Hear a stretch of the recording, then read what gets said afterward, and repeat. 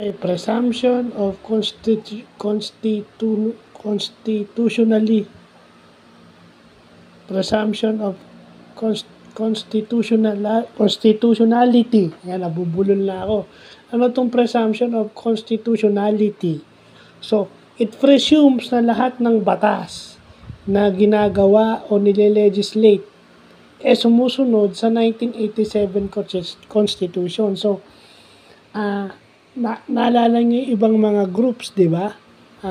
Pag sa tingin nila unconstitutional, magfa-file sila ng petition sa Supreme Court. Tinatanong nila yung kataas-taasang hukuman o yung mga justices ng Supreme Court led by the Chief Justice kung yun bang batas na yun, kagaya nung postponement ng barangay and sangguniang kabataan elections, di ba?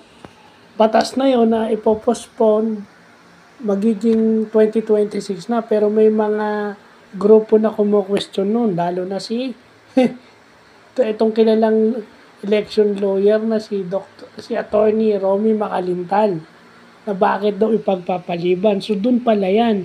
Kung magbabasa kayo ng batas, laging inuuna yung constitutional provision kasi yun ang sinusundan niya. Any law, any enacted law in any statute, yun ang tawag dun in any legislation, lagi siyang sumusunod sa Constitution, which is the fundamental law of the land. Yun yung pinakabatas ng isang bansa. Yeah? Presumption of constitutionality. Yan, napakadaling yan, assumes that all enacted laws or statutes followed the Constitution by the letter.